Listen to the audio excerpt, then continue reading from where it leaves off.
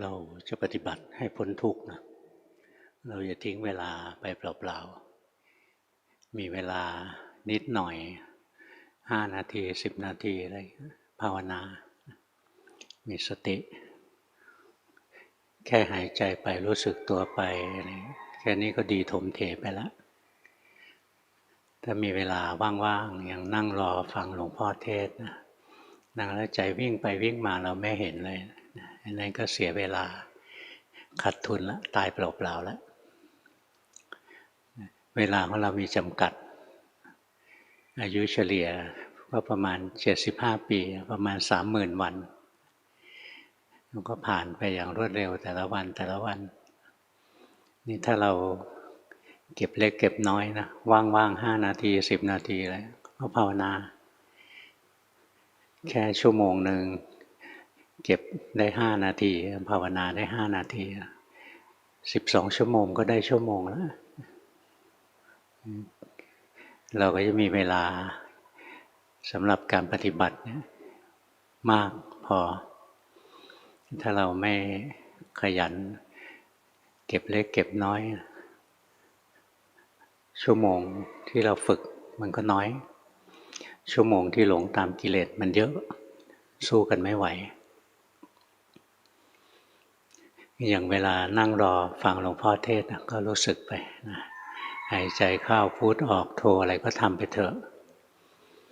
ดีกว่าปล่อยให้ใจร่อนเร่ไปเฉยๆเพราะใจเราพอหนีไปเนี่ยมันก็ไปหากิเลสนะหาทุกข์อะไรมาใส่ตัวนี่เก็บให้หมดเลยเวลาเล็กๆน้อยๆ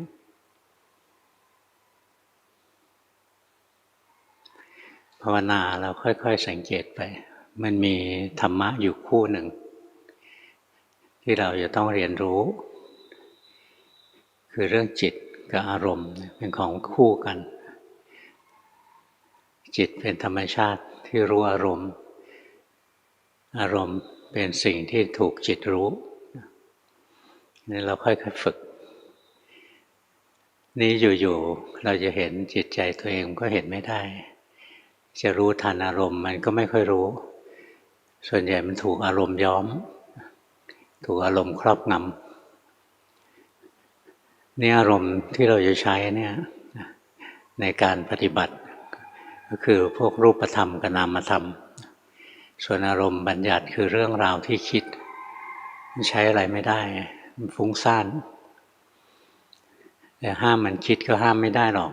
ถ้ามันจะคิดเราก็รู้ทันนะจุดสำคัญนะรู้รูปธรรมนามธรรมอันนี้เป็นของถูกรู้จิตเป็นคนรู้รูปธรรมนามธรรมวิธีที่เราจะรู้อารมณ์ได้ชัดเจนต้องทำความรู้จักกับมันอย่างอารมณ์รูปธรรมเนี่ยเราก็ต้องซ้อมที่จะดูมันอย่างขณะนี้ร่างกายเรานั่งอยู่เรารู้สึกแค่รู้สึกเอานะรู้สึกว่าร่างกายกำลังนั่งอยู่เนี่ยรู้สึกว่าร่างกายกำลังหายใจอยู่เราจะเห็นว่าร่างกายที่มันนั่งอยู่นะมันเป็นของถูกรู้ถูกดูจิตมันเป็นคนรู้คนดูตอนนี้ลงมือดูนะเห็นไหมร่างกายนั่งเห็นไหมร่างกายหายใจร่างกายที่นั่งอยู่มันถูกรู้ถูกดูอยู่ไม่ใช่คนไม่ใช่สัตว์ไม่ใช่เราไม่ใช่เขาเป็นแค่อารมณ์ที่จิตไปรู้เข้า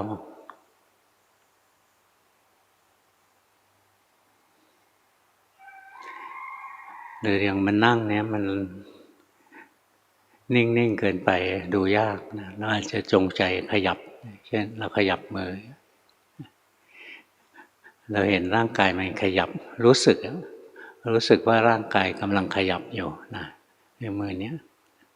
ขยับตอนหลวงพ่อภาวนาใหม่ๆนะหลวงพ่อมีพัดประจำตำแหน่งอยู่อัน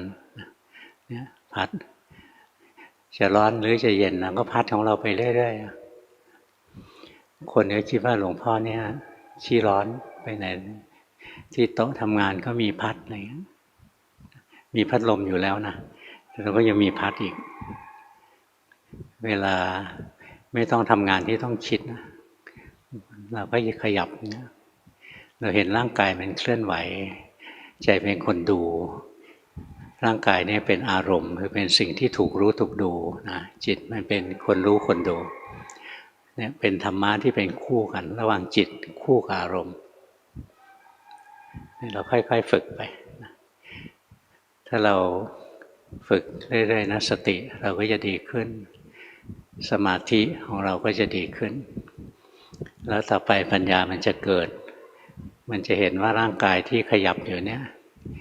ไม่ใช่ตัวเราไม่ใช่ของเราเป็นแค่วัตถุธาตุที่เคลื่อนไหวเท่านั้นเองต้องฝึกต้องซ้อมนะหลวงพ่อพูดให้ฟังแล้วเราก็ต้องทำลองทำให้หลวงพ่อดูซิขยับรู้สึกไหมรู้สึกไหมนะหรือคิดตอนนี้อย่างนี้ตอนนี้อย่างนี้ถ้านั่งคิดอยู่ไม่ถูกนะแค่รู้สึกร่างกายมันเคลื่อนไหวสบายๆอย่าให้ใจหนักแน่นอย่าให้ใจมันเครียดนะรู้สึกสบายๆเมื่อก่อนหลวงพ่อเคยเห็นนะเวลาเขามีคอนเสิร์ตอะคนมันชอบยกมือนะเชียร์หรือกระโดดไปกระโดดมาเราเห็นแล้วโอ้ยมันพลิกนิดเดียวเองนะระหว่างภพภูมิที่หลงเราไม่อยากพูดคำว่าเดรัจฉานนะเดี๋ยวก็เตือนใจระหว่างภพภูมิที่หลงกับภพภูมิที่รู้เนี่ยมันต่างกันนิดเดียวจะเต้นแรงเต้นกาอะไรเนี่ยเห็นรูปเคลื่อนไหวอยู่เนี่ยมันอาจจะไปนิพพานก็ได้นะเต้นแล้วเกิดเหนื่อยหัวใจวายไปนะในขณะที่ตายเห็นรูปมันล้มลงไปรูปนี้ไม่ใช่เราจิตปล่อยวางอาจจะได้ดีก็ได้เพราะฉะนั้นมันพลิกกันนิดเดียวนะระหว่างการปฏิบัติกับการไม่ปฏิบัติเนี่ยมันมีสติเพิ่มเข้ามานิดเดียวมันก็เป็นการปฏิบัติแล้วสติที่ถูกต้องนะสมาธิที่ถูกต้องคืออย่างเราขยับมืออย่างเงี้ยเราเห็นร่างกายมันเคลื่อนไหวใจเราเป็นแค่คนรู้สึกนะเนี่ยทีแรกพอมันขยับนี้เราก็รู้ขยับนี้รู้ตัวนี้เรียกว่าเรามีสตินี้ใจเราไม่วอกแวกไปที่อื่นเรารู้เห็นร่างกายมันขยับแต่ไม่ใช่ไหลเข้าไปในมือนะที่จะขยับมือถ้าจิตไหลไปที่มือเนี่ยสมาธิเราไม่ดีแล้วจิตมันเคลื่อนแล้วเพราะฉะนั้นอย่างเราขยับนะใจเราเป็นคนดูสบายๆไม่ไหลเข้าไปเนี่ยแค่นี้มีสติมีสมาธินะต่อไปปัญญามันจะเกิดมันจะเห็นว่าไอ้ตัวที่ขยับเนี่ยเป็นแค่วัตถุไม่ใช่คนไม่ใช่สัตว์ไม่ใช่เราไม่ใช่เขามันเป็นแค่วัตถุธาตุเท่านั้นเองเพราะฉะนั้นอย่างคนเขาไปดูคอนเสิร์ตเต้นแรงเต้นกานะถ้าเป็นนักปฏิบัติเกิดไปดูเห็นเขาเต้นเราก็เต้นกับเขาบ้างก็ได้แต่เรามีสตินะเราก็เห็นร่างกายมันกำลังกระโดดโลดเต้นอยู่เนี่ยคือการปฏิบัติการปฏิบัติไม่ใช่ว่าจะต้องนั่งสมาธินิ่งๆนานๆเดินจงกรมหามรุ่งหามค่ำการปฏิบัติคือการมีสติรู้กายรู้ใจนะอย่างเป็นปัจจุบันไปเรื่อยๆร่างกายขยับเรารู้สึกอะไรจิตใจเคลื่อนไหวแล้วรู้สึกนี่เรามาหัดรู้สึกทุกวันแบ่งเวลาไว้เลยจะนั่งสมาธิหรือจะเดินจงกรมอะไรก็ได้แล้วรู้สึกถึงร่างกายอย่างขณะนี้ร่างกายนั่งเรารู้สึกนะร่างกายหายใจเรารู้สึกถ้ามันยังรู้ไม่ชัดเราก็ขยับร่างกายเคลื่อนไหวเรารู้สึกนะฝึกไปเรื่อยสติสมาธิมันจะดีขึ้นแล้วปัญญามันจะเกิดถ้าไม่มีสติจิตเป็นอกุศลนะถ้าไม่มีสติแต่มีสมาธิที่ไม่ถูกอ่ะเป็นสมาธิเพ่งจ้องอย่างเราไปนั่งดูลูกแก้วสักลูกหนึ่งนะจิตเราไปจมอยู่กับลูกแก้วอย่างเงี้ยมีสติอยู่กับลูกแก้วไม่หนีไปไหนเลยนะจดจ่อมีสมาธิจดจ่อไปที่ลูกแก้วจิตมาออกนอก ถ้าอย่างนี้ไม่เกิดอะไรขึ้นมานอกจากความสงบเฉยๆนี่เราพยายามค่อยๆฝึกไปนะเนี่ยร่างกายขยับร่างกายหันซ้ายหันขวาเนี่ยคอยรู้สึกไปสติเราก็จะดีขึ้นสมาธิเราก็จะดีขึ้นถึงจุดหนึ่งปัญญามนจะเกิดจะเห็นว่าร่างกายนี้ไม่ใช่คนไม่ใช่สัตว์ไม่ใช่เราไม่ใช่เขานี่ฝึกรู้อารมณ์ที่เป็นกายเนี่ยฝึกรู้กายเอากายเป็นอารมณ์นี่ถ้าฝึกไปเรื่อยๆเราก็จะเห็นนะจิตมันหมดความยินดียินร้ายในกายไปเองถึงจุดสุดท้ายไม่เห็นว่ามันไม่ใช่เรานี่หว่าเบื้องต้นเห็นนะมันไม่ใช่เราไม่ใช่คนไม่ใช่สัตว์ไม่ใช่เราไม่ใช่เขาเบื้องปลายเห็นกายนี้ไม่มีอะไรกายนี้เป็นตัวทุกข์มีแต่ความไม่เที่ยงเป็นทุกข์เป็นอนัตตาจิตก็วางจิตวางกายจิตก็พ้นความยินดียินร้ายจิตก็เข้าถึงความเป็นกลางสงบสันตินี่เรามาดูอารมณ์ที่เป็นนามธรรมบ้างนะอารมณ์ที่เป็นนามธรรมมีอะไรมั่งอย่างความรู้สึกสุขความรู้สึกทุกข์เป็นนามธรรมเราลองทดสอบตัวเองฝึกตัวเองให้รู้ตัวเวทนานี้ลองขยุ่มตัวเองดูถ้าแต่นิดๆหน่อยๆยังไม่รู้สึกนะกดให้มันแรงๆลงในรู้สึกไหมมันมีความรู้สึกเกิดขึ้นในร่างกายความรู้สึกที่เกิดขึ้นในร่างกายนี้เรียกว่าตัวเวทนา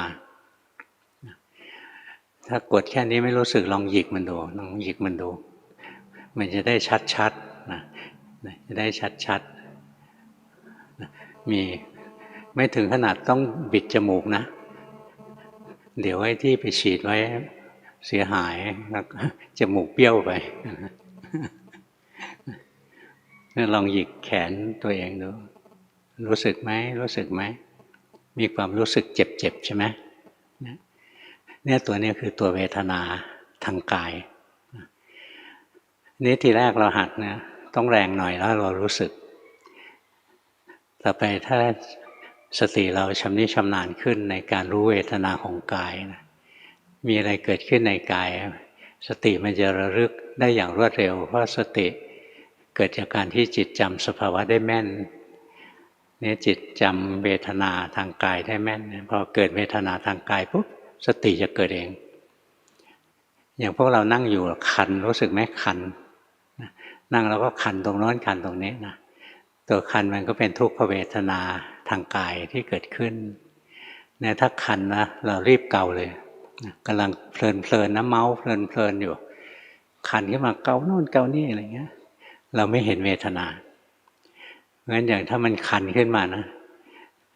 ให้รู้ก่อนรู้สึก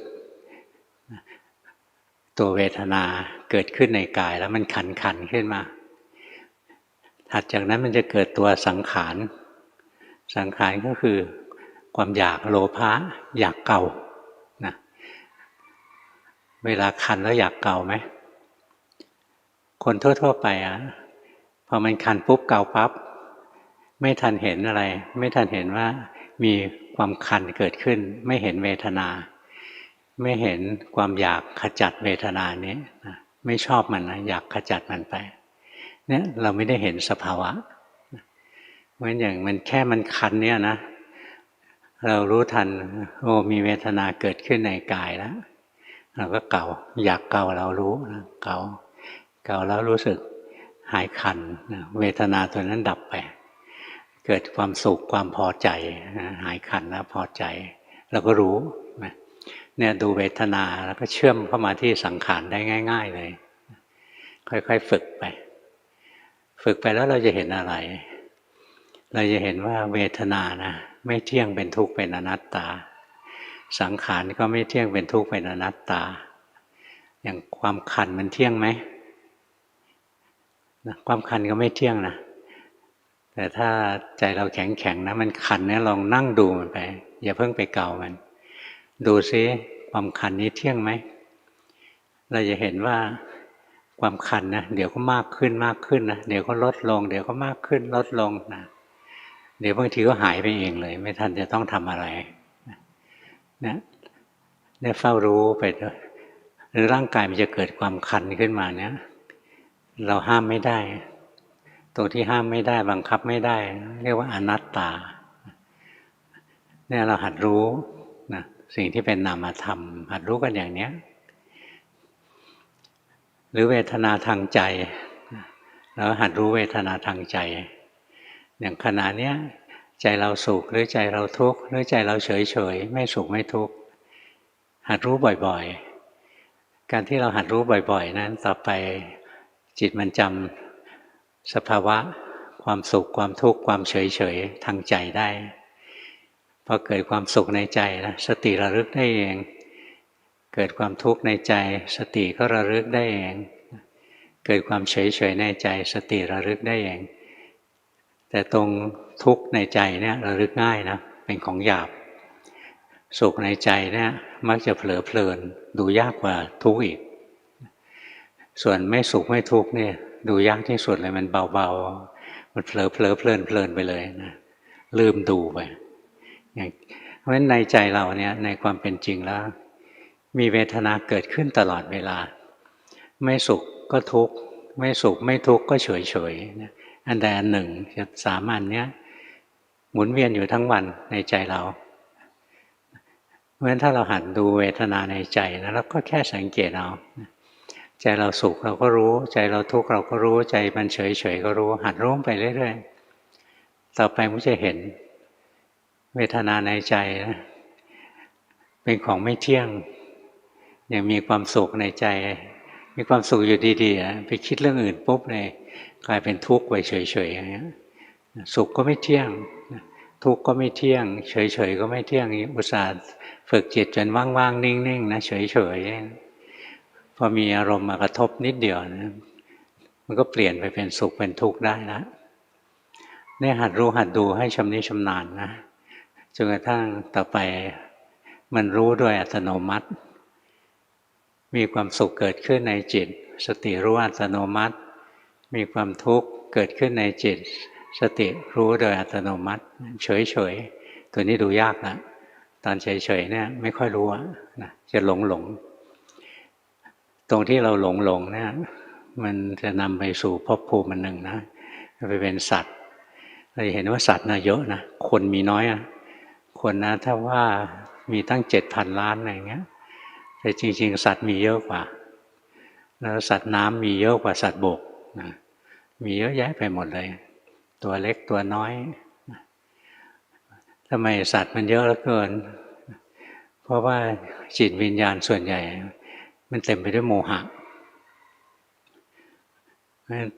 ต้องฝึกตัวเองนะอย่านั่งหลงทั้งวัน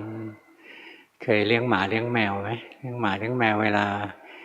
มันไม่มีอะไรมากระทบมันก็จะนั่งเหม่อหลงอะไรของมันไปไม่ก็หลับไปนั่นแหละถ้าเราฝึกตัวเองปล่อยตัวเองหลงทั้งวันนะเราก็คือฝึกตัวเองให้คุ้นเคยที่จะเป็นสัตว์นั่นแหละงั้นเราคอยรู้สึกไว้จิตใจเป็นสุขเราก็รู้จิตใจเป็นทุกข์เราก็รู้จิตใจเฉยๆเราก็รู้เฝ้าดูไปแล้วนานๆไปนะเราจะเห็นนะเวทนาทั้งหลายไม่เที่ยงเป็นทุกข์เป็นอนัตตาเวทนาทางกายเนี่ยยังลำบากหน่อยนะ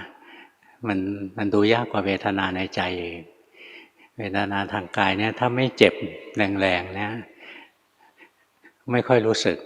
นะหรือบางทีอย่างลมมันพัดมาเราร้อนๆเงี้ยลมมันโชยมามีความสุขในร่างกายก็ไม่ค่อยเห็นมันเพลินไปเลยนะมีสบายก็จะเพลินเวลาจิตก็เหมือนกันถ้ามันสบายมันก็จะเพลินง่ายตรงที่มันหลงเพลินตอนนี้เป็นกิเลสตัวหนึ่งนะเป็นตระกูลราคะเรียกนันทิราคะความเผลอเพลินในทางกายเนี่ยดูความเปลี่ยนแปลงของมันนะลำบากกว่าทางจิตอย่างความเจ็บปวดทางกายนะอย่างเรามีแผลตรงที่มันเป็นแผลนะกว่ามันจะหายเจ็บนี่ใช้เวลา แต่เวทนาทางใจเนี่ยเปลี่ยนอย่างรวดเร็วเลยถ้าเรามีสติรู้เวทนาทางใจเนี่ยเราจะเห็นไตรลักษณ์ได้เร็วเลยแป๊บแป๊บแป๊บเปลี่ยนตลอดเวลาเนี่ยหัดรู้หัดดูนี่ตัวสังขารก็เป็นนามธรรมอีกตัวหนึ่งตัวนามธรรมนั้นก็จะมีตัวเวทนากับตัวสังขารเนี่ยที่หัดดูง่ายๆตัวสัญญาเอาไว้ก่อนเรียนยากถ้าสัญญาเนี่ยถ้าเข้าไปแทรกแซงมันไปยุ่งกับมันมากๆเดี๋ยวบ้าได้หลวงพ่อเคยเห็นนะบางคนจะบ้าเราดูตัวเวทนาเนี่ยไม่มีอะไรซับซ้อนมันสุขมันทุกข์ทางกายเราก็รู้มันสุขมันทุกข์มันเฉยๆทางใจเราก็รู้ไปหัดรู้บ่อยๆจนมันชินที่จะรู้พอมันชินที่จะรู้แล้วมันจะรู้โดยไม่ต้องเจตนาตรงที่รู้โดยไม่เจตนาตรงนั้นสำคัญคือจิตที่เป็นกุศลเนี่ยนะมันจะมีกำลังกล้าเมื่อมันเป็นกุศลโดยเราไม่ได้เจตนาถ้าเราจงใจพยายามทำบิ้วให้มันเป็นกุศลอะไรเงี้ยมันเป็นกุศลที่มีกำลังอ่อนนี่เราฝึกจนกระทั่งมันเป็นกุศลที่มีกำลังกล้าตัวนามธรรมนะที่เราเป็นตัวอารมณ์ที่เรารู้ตัวเวทนาตัวหนึ่งอีกตัวหนึ่งคือตัวสังขารสังขารมันมีทั้งฝ่ายดีและฝ่ายชั่วแล้วฝ่ายกลางฝ่ายดีเช่นมีศรัทธาศรัทธาไม่ใช่งมงายนะไปจุดธูปไหว้โน้นไหว้นี้แล้วก็อย่างนี้เรียกว่าศรัทธาอันนั้นไม่ใช่ศรัทธาในความหมายของศาสนาพุทธศรัทธาในศาสนาพุทธเนี่ยศรัทธาในพระรัตนตรัยศรัทธาในพระพุทธเจ้าในปัญญาตรัสรู้ของท่านในความกรุณาของท่านเนี่ยศรัทธาอย่างนี้ในความบริสุทธิ์ของท่านศรัทธาในพระธรรมเชื่อมั่นแน่นแฟ้นว่าธรรมะเนี่ยช่วยให้เราพ้นทุกข์ได้ศรัทธาในพระอริยสงฆ์เชื่อมั่นว่าเนี่ยคนธรรมดาอย่างเราเห็นครูบาอาจารย์ที่ว่าดีๆนะก่อนที่ท่านจะดีท่านก็แย่เหมือนพวกเรานี่แหละท่านก็มีกิเลสมาแล้วแหละแต่อาศัยคำสอนของพระพุทธเจ้าขัดเกลาสามารถพัฒนาจิตใจให้ดีได้ให้สะอาดหมดจดได้เพราะว่าพระสงฆ์ก็ไม่มีอะไรนะพระสงฆ์ก็คือท่านผู้ขัดเกลาจิตใจด้วยธรรมะของพระพุทธเจ้าเนี่ยจนเข้าถึงความบริสุทธิ์หมดจดขึ้นมาเราภาวนาเราจะรู้เลยว่าพระสงฆ์มีจริงๆนะถ้าใจของเราภาวนาดีพอนะถ้าใจอย่างปุถุชนเนี่ยใจยังล็อกแรกโลเลเชื่อบ้างไม่เชื่อบ้างวันนี้ศรัทธาพระพุทธเจ้าอีกวันไม่ศรัทธาแล้ววันนี้ศรัทธาในพระธรรมอีกวันไม่ศรัทธาแล้วหรือว่าบางทีก็คิดว่าพระสงฆ์ก็ไม่น่าศรัทธานะมีแต่ข่าวเสียหายทุกวันเลยนะพระสงฆ์เดี๋ยวทำเรื่องโน้นเดี๋ยวทำเรื่องนี้อันนั้นสมมุติสงฆ์ไม่ใช่พระสงฆ์ที่เป็นหนึ่งในพระรัตนตรัยนะพระสงฆ์ที่เป็นหนึ่งในพระรัตนตรัยเนี่ยตั้งแต่พระโสดาบันขึ้นไปส่วนพระทั่วๆไปอย่างหลวงพ่อเงี้ยนะก็เป็นลูกตาสีตาสาเงี้ยมีบาตรมีจีวรก็เข้าไปหาอุปชาบวชมาก็เป็นพระสงฆ์อย่างนี้เรียกว่าสมมุติสงฆ์พระสงฆ์จริงๆไม่ต้องใส่จีวรก็ได้ฆราวาสก็เป็นได้ถ้าใจยอมรับในพระธรรมอย่างแน่นแฟ้นแล้วไม่คลอนแคลนในธรรมะเนี่ยถ้าใจเรามีศรัทธาขึ้นมาดูให้ดีศรัทธาในพระรัตนตรัยหรือศรัทธางมงายศรัทธางมงายไม่ใช่ศรัทธานะมันเป็นความงมงายเราไปเรียกสะโก้เลยเราศรัทธาที่จริงคืองมงายแยกให้ออกเนี่ยถ้าจิตมันเกิดศรัทธาในพระพุทธเจ้าขึ้นมาก็รู้นะศรัทธาในพระธรรมศรัทธาในพระสงฆ์อะไรเนี่ยก็รู้ถ้าภาวนานะมันถึงจุดหนึ่งมันไหว้ได้กระทั่งตัวเองนะถ้าใจเราสะอาดพอเนี่ยเรารู้สึกก็น่ากราบน่าไหว้แต่เราจะไม่รู้สึกว่าใจดวงสะอาดเนี่ยคือตัวเรานะจะไม่รู้สึกหรอกมันจะรู้สึกว่าเป็นส่วนหนึ่งของพระรัตนตรัยไปหรืออย่างวิริยะเนี่ยเป็นความปรุงแต่งเป็นสังขารฝ่ายดีวิริยะไม่ใช่แปลว่าขยันทำมาหากิน คำว่าวิริยะในศาสนาพุทธนะก็มีความหมายของตัวเองเหมือนอย่างคำว่าศรัทธาเนี่ยศรัทธาในพระพุทธพระธรรมพระสงฆ์ศรัทธา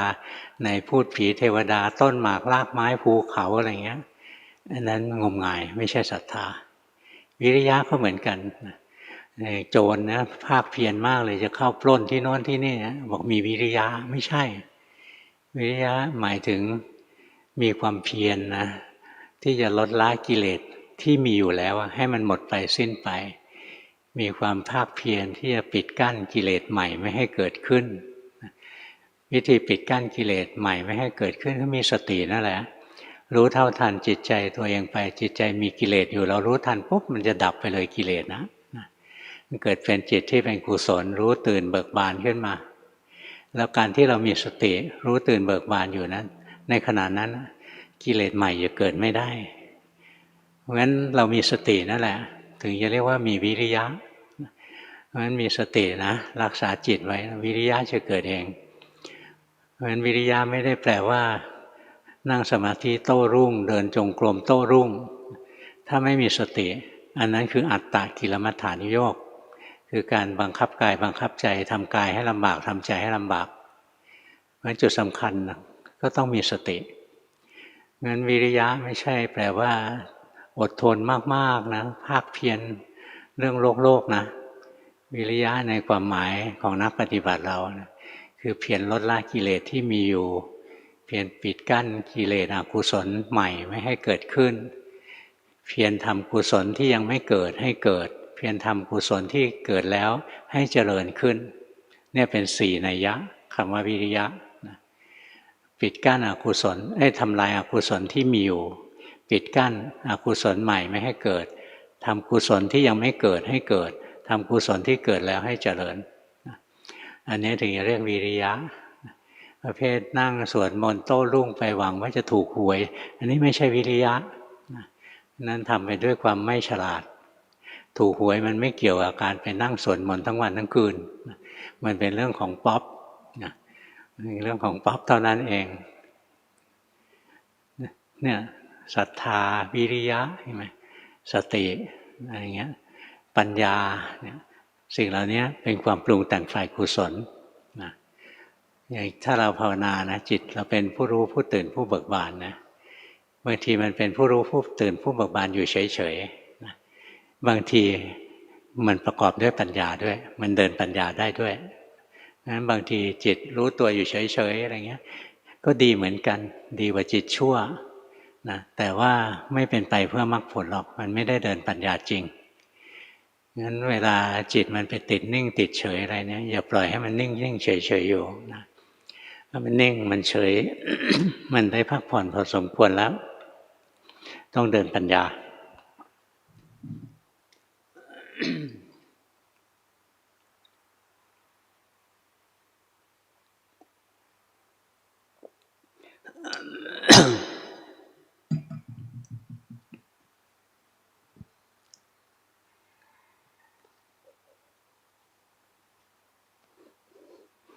เดินปัญญาก็คือดูอารมณ์ของเรานั่นนะทั้งหลายนั่นนะให้เห็นว่ามันไม่เที่ยงเป็นทุกข์เป็นอนัตตาอย่างดูกายนะเห็นว่ามันไม่เที่ยงเป็นทุกข์เป็นอนัตตาดูเวทนาก็เห็นว่าไม่เที่ยงเป็นทุกข์เป็นอนัตตานะดูสังขารความดีความชั่วทั้งหลายโลภโกรธหลงทั้งหลายนะให้เห็นว่ามันไม่เที่ยงเป็นทุกข์เป็นอนัตตาอย่างเงี้ยเรียกว่าเดินปัญญาเดินปัญญาไม่ใช่แปลว่านั่งคิดเพราะฉะนั้นการเจริญปัญญาโดยเฉพาะปัญญาในขั้นวิปัสสนากรรมฐานเนี่ยเห็นสภาวะมันแสดงไตรลักษณ์นะเห็นไตรลักษณ์นั่นแหละถึงจะเรียกว่าเดินปัญญานี่จิตที่เป็นผู้รู้บางดวงอะมันยอมดูกายดูใจเป็นไตรลักษณ์บางดวงนะมันรู้ตื่นเบิกบานอยู่เฉยๆอันนั้นไม่ได้เดินปัญญาแต่ถามว่าเป็นกุศลหรืออกุศลก็เป็นกุศลแต่ไม่ได้ประกอบด้วยปัญญาเนี่ยเราพยายามฝึกตัวเองไปนะเป็นยังไงจิตเดินปัญญาอยู่ก็รู้จิตไม่ได้เดินปัญญาอยู่ก็รู้คอยรู้ทันมันสังขารนี่ฝ่ายดีนะฝ่ายชั่วยิ่งดูง่ายหนักเข้าไปอีกอย่างใจเราโกรธเงี้ยดูง่ายอันนี้ง่ายที่สุดเลยนะ ในบรรดาสังขารทั้งหลายที่หลวงพ่อสังเกตมาเนี่ยความโกรธเป็นสังขารที่ดูง่ายที่สุดเพราะหยาบที่สุดเผ็ดร้อนที่สุดมีโทษมากนะเผ็ดร้อนดูง่ายแล้วก็หยาบราคะเนี่ยมันละเอียดกว่าโทสะมีโทษน้อยเวลาราคะเกิดบางทีมีความสุขด้วยซ้ำไปแต่โทสะเกิดเนี่ยจิตใจไม่มีความสุขอ่ะงั้นจิตใจมันทุรนทุรายอะไรดิ้นไปดิ้นมาอย่างเงี้ยมันดูง่ายตอนนี้จิตมันหงุดหงิดแล้วจิตมันโกรธแล้วความโกรธนะก็เป็นตัวสังขารเนี่ยเราค่อยๆหัดสังเกตไปอย่างเวลาตาหูจมูกลิ้นกายใจเรากระทบอารมณ์ที่ไม่ชอบใจโทสะมันก็เกิดเนี่ยเราก็จะเห็นโทสะนี่ก็ไม่ใช่ลอยๆมานะมีเหตุก็เกิดหมดเหตุก็ดับบังคับไม่ได้ตัวนี้คือเห็นอนัตตาของโทสะหรืออย่างความโกรธเกิดขึ้นแล้วเราก็นั่งรู้ไปรู้สึกไปรู้สึกไปนะลืมคิดถึงเรื่องที่ทำให้โกรธพอลืมคิดถึงเรื่องที่ทำให้โกรธนะเชื้อของความโกรธนะมันจะดับไฟของความโกรธมันจะดับเพราะว่าเราไม่ได้เติมเชื้อไม่ได้คิดเพิ่มมันจะโกรธได้มันต้องคิดไปในทางไม่ดีคิดไปในทางพยาบาทวิตก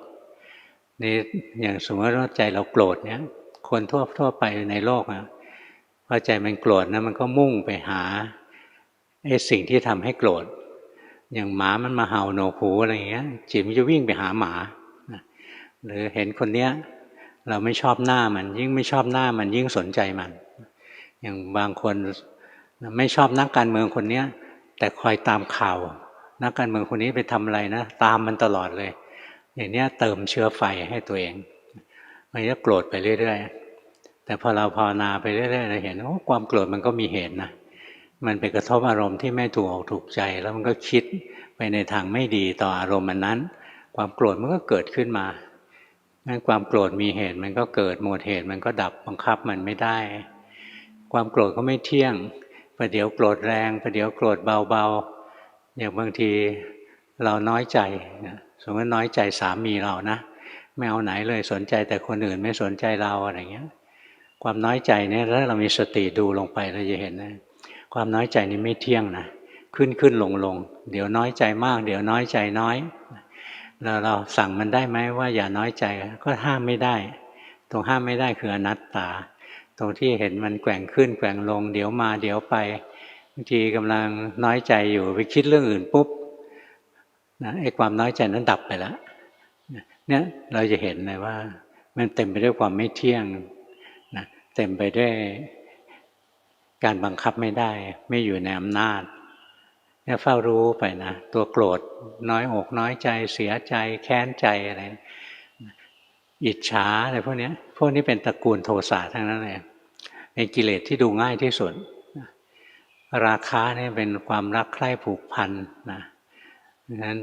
มันจะละเอียดประณีตขึ้นกว่าโทสะดูยากขึ้นอย่างเรารักตัวเองนะบางทีไม่ค่อยดูไม่ค่อยเห็นนะไม่ค่อยเห็นนะว่าเรารักตัวเองอยู่ถ้าไม่สังเกตเราไม่รู้หรอกว่าของที่เรารักที่สุดในโลกก็คือตัวเองนั่นแหละเราคิดว่าเรารักอันโน้นที่สุดในโลกรักอันนี้ที่สุดในโลกนะจริงๆคือรักตัวเองที่สุดในโลก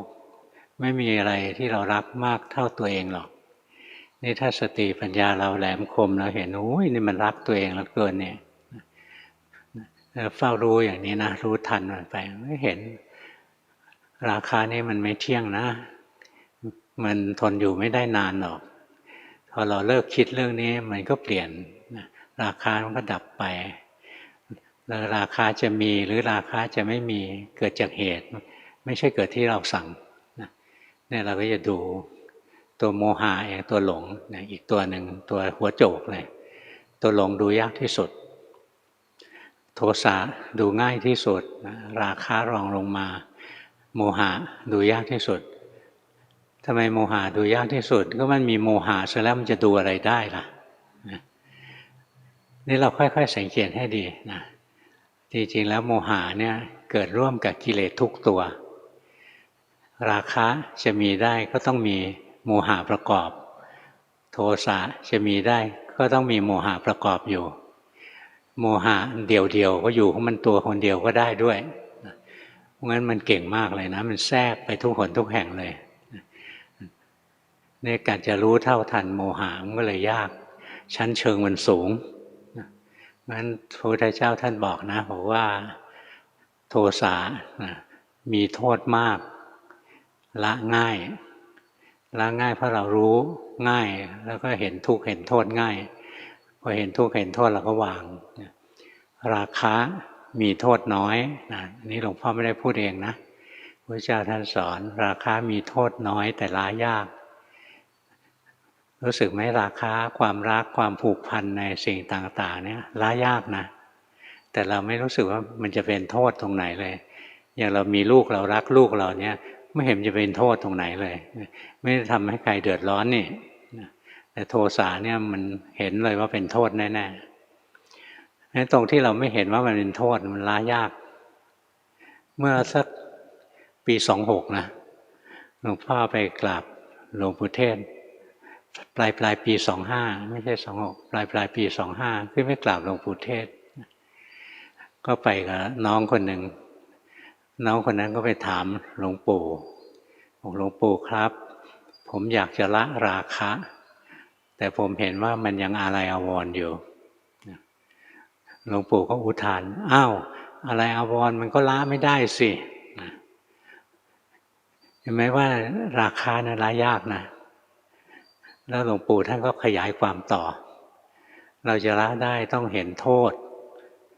เห็นโทษก็คือเห็นทุกข์นั่นเองเวลาเรารักใคร่ผูกพันสิ่งใดสิ่งหนึ่งสังเกตให้ดีเราสุขหรือเราทุกข์เวลาเรารักสิ่งต่างๆเนี่ยพอเรารักเข้าไปทีไรเราจะเห็นทุกข์นะรักสมมติว่าเรารักหมาของเราเนี่ยเราก็ทุกข์นะเรารักสามีเราก็ทุกข์นะเนี่ยพอเราเห็นว่าความรักนะมันนำความทุกข์มาให้นะพอเห็นอย่างนี้ใจมันจะค่อยคลายออกงั้นหลวงปู่เทศท่านเลยสอนนะมันต้องเห็นโทษราคะเนี่ยถ้าไม่เห็นโทษมันละไม่ได้หรอกหลวงปู่ดูลท่านมาขยายความคำว่าเห็นโทษท่านบอกเห็นโทษก็คือเห็นทุกข์นั่นแหละนี่เราดูเอานะอย่างเรารักอะไรเราก็เห็นทุกข์เพราะความรักอันนั้นความผูกพันอันนั้นสังเกตไปเรื่อยๆใจมันจะค่อยคลายออกสู้ยากมันละเอียดมันดูเหมือนไม่มีพิษมีภัยโมหะนะส่วนโมหะเนี่ยพระพุทธเจ้าท่านบอกว่ามีโทษมากแล้วก็ละยากโทสะมีโทษมากละง่ายราคะมีโทษน้อยละยากโมหะมีโทษมากแล้วก็ละยากโมหะเนี่ยเป็นตัวสร้างโลกทั้งโลกเลยนะสร้างวัฏฏะให้เราหมุนเวียนอยู่ทุกวันเนี้ยก็ด้วยอำนาจของโมหะหัวหน้าโมหะชื่อว่าอวิชชาซ่อนอยู่ในจิตใจของเรานี่แหละพวกนักปฏิบัติชั้นดีทั้งหลายนี่แหละก็มีโมหะคือตัวอวิชชาซ่อนอยู่ใจก็ดิ้นทำยังไงเราจะหลุดพ้นทำไงเราจะหลุดพ้นเพราะยังมีตัณหามีความอยากอะไรขึ้นมาไม่เห็นใจกำลังหลงอยู่ทำไมอยากหลุดพ้นเมื่อมันยังรักในตัวเองอยู่อยากให้ตัวเองพ้นไปพ้นทุกข์ไปอะไรอย่างนี้ดูลำบากค่อยๆรู้สึกไปเอาโมหะง่ายๆก่อนยังไม่ต้องสู้อวิชชาโมหะที่หยาบก็เช่นใจลอยเวลาเราใจลอยเห็นไหมมีกายลืมกายมีจิตลืมจิตเนี่ยเพราะฉะนั้นโมหะเวลาเกิดขึ้นนะเราจะไม่เห็นสภาวะธรรมที่กำลังเป็นอยู่นี่ฝึกอย่างนี้นะค่อยๆสังเกตไปเรื่อยๆทีแรกก็นานๆจะสังเกตได้ทีเห็นนี่ก็ของหยาบก่อนเห็นโทสะเห็นราคะอย่างเงี้ยแล้วค่อยมาเห็นโมหะได้รู้ได้เร็วขึ้นนี่สภาวธรรมเมื่อกี้พูดไปแล้วนะมีกายใช่ไหมมีเวทนาทางกายเวทนาทางใจมีสังขารสภาวธรรมหัวโจกอีกตัวนึงเลยตัวใหญ่เลยคือตัวจิตที่เป็นตัวรู้นั่นแหละเมื่อกี้หลวงพ่อแยกมาตั้งแต่เช้าตั้งแต่แรกที่เทศไหมว่ามีสภาวธรรมสองกลุ่มตัวหนึ่งเป็นตัวรู้คือจิตตัวหนึ่งเป็นสิ่งที่ถูกรู้เรียกว่าอารมณ์อารมณ์ที่จะใช้ทำกรรมฐานนี่ก็เป็นรูปธรรมนามธรรมทั้งหลาย สอนวิธีรู้รูปธรรมไปแล้วสอนวิธีรู้นามธรรมนะทั้งตัวเวทนาทั้งตัวสังขารไปแล้วนี่จิตเนี่ยเราจะรู้อาการของมันได้ไงตัวนี้ต้องใช้ความสังเกตนะเริ่มต้นเนี่ยเราไม่เห็นหรอกว่าจิตเนี่ยหลงไปหลงมาทางตาหูจมูกลิ้นกายใจตรงที่เราเห็นว่าจิตหลงไปทางตาหูจมูกลิ้นกายใจตรงเนี้ยที่ว่าเก่งแล้วนะถึงจะเห็นนะแต่ยังเห็นผิดอยู่แท้จริงแล้วจิตเกิดที่ตาก็ดับนะดับที่ตาจิตเกิดที่หูก็ดับที่หูจิตเกิดที่จมูกก็ดับที่จมูกจิตเกิดที่ลิ้นที่กายที่ใจเกิดที่ไหนก็ดับที่นั้นจิตไม่ได้มีดวงเดียววิ่งไปที่ตาแล้วก็วิ่งกลับมาวิ่งไปที่หูแล้วก็วิ่งกลับมาถ้าเราเห็นว่าจิตมีดวงเดียววิ่งไปวิ่งมานี่เรียกสันตติไม่ขาดเราถูกภาพลวงตาหลอกเหมือนเราเห็นว่าตัวการ์ตูนมีจริงๆเคลื่อนไหวได้จริงๆทั้งที่ตัวการ์ตูนไม่เคยเคลื่อนไหวเลยมันเป็นรูปจำนวนมากมาต่อกันมันก็เลยเห็นเกิดภาพลวงตาว่ามันเคลื่อนไหวนี้เราจะรู้เท่าทันความเคลื่อนไหวของจิตเนี่ยแรกรู้ยากนะมันเคลื่อนไหวเร็วแล้วก็มันไปแบบไม่มีร่องรอยเราดูยากงั้นเราฝึกวิธีฝึกทำไงเราลองทำใจให้สบายก่อนขั้นแรกต้องทำใจให้สบายก่อนนี่วิธีทำใจให้สบายเวลาคนเรากลุ้มใจใจไม่สบายชอบถอนใจรู้สึกไหมเงี้ยแล้วมันจะสบายลองถอนใจสิรู้สึกไหมใจมันคลายออกนะแต่ถ้าหายใจเข้าไปนะมันจะแน่นขึ้นนะอย่างเงี้ยอึดอัดนะแต่อย่างเงี้ยต้องถอนใจนะใจมันจะคลายออกพอใจเราสบายๆแล้วเราสังเกตเอาส่งจิตไปเลยธรรมชาติจิตนะชอบวิ่งไปวิ่งมาแล้วเราไม่เห็นนี่เราจะฝึกวิ่งไปวิ่งมาโดยเห็นนึกถึงผมเอามือจับด้วยก็ได้จับผมลองดูให้ความรู้สึกเนี่ยคอนเซนเทรตลงไปที่ผมให้ความรู้สึกไปอยู่ที่ผมเลยนะไม่ต้องสนใจอย่างอื่นเลยโลกนี้ไม่มีแล้วโลกนี้มีแต่ผมนะลองจับนะสักพักหนึ่งแล้วเราค่อยๆสังเกตอ้าวความรู้สึกเราไปอยู่ที่ผมเราแล้วนะตรงที่ตัวที่รู้สึกนั่นแหละคือตัวจิตนี่เป็นจิตเกิดทางกายนะเกิดที่ผมเป็นจิตที่ไปเกิดที่กายนะเรารู้สึกแล้วจิตมันเคลื่อนไปอยู่ที่ผมเรารู้แล้วนะเราก็เปลี่ยนมาอยู่ที่จมูกนะลองมาแตะที่จมูกแทนแตะจนกระทั่งจิตมันคอนเซนเทรตลงไปมันจดจ่อลงไปนะที่จมูกพอจิตมันไปอยู่ที่จมูกเรารู้ว่าโอ้ตอนนี้จิตไปอยู่ที่จมูกแล้วก็ย้ายในร่างกายเราก็ย้ายไปเรื่อยๆทีละจุดนะไปหลายจุดแล้วเวียนหัวตายทีละจุดไล่ตั้งแต่หัวถึงเท้าเนี่ยไล่ขึ้นไล่ลงฝึกซ้อมจิตเราไปอยู่ที่หัวแม่โป้งรู้ทันจิตไปอยู่ที่หัวแม่เท้ารู้ทันเนี่ยคอยรู้ทันตอนนี้จิตไปอยู่ที่ไหนซ้อมอยู่ในกายไม่ต้องไปซ้อมนอกกายนะเดี๋ยวมันไปแล้วไม่กลับซ้อมไล่อยู่ในร่างกายทีละส่วนนะไล่ไปต่อไปพอเราเห็นสภาวะที่จิตมันไปอยู่ที่นั่นที่นี่ชำนิชำนาญนะต่อไปเราจะเห็นโดยไม่เจตนาจิตไหลไปคิดเราจะรู้จิตไหลไปดูเราจะรู้จิตไหลไปฟังเราจะรู้อาศัยเริ่มต้นรู้การที่จิตไหลอยู่ในกายเนี้ยจงใจไหลจงใจไหลแล้วเราจะได้รู้ว่าตอนนี้ไปอยู่ที่จมูกแล้วตอนนี้ไปอยู่ที่หูแล้วตอนนี้ไปอยู่ที่ไหล่แล้วอะไรเงี้ยนะค่อยๆฝึกซ้อมเรื่อยๆนะแล้วต่อไปเราจะเห็นพอชำนาญขึ้นมามันเห็นได้เองแล้วต่อไปจิตมันไหลไปดูเราจะรู้จิตมันไหลไปฟังเราจะรู้ทีแรกก็จะเห็นว่าจิตมันไหลไปทางโน้นไหลไปทางนี้ก่อนนะอย่าเห็นอย่างนี้ก่อนแล้วต่อไปสติสมาธิของเราดีขึ้นเราจะเห็นว่าจิตไม่ได้ไหลไปหรอกแต่จิตมันไปเกิดที่ตาไปรับรู้อารมณ์แล้วมันก็ดับที่ตามันเกิดที่หู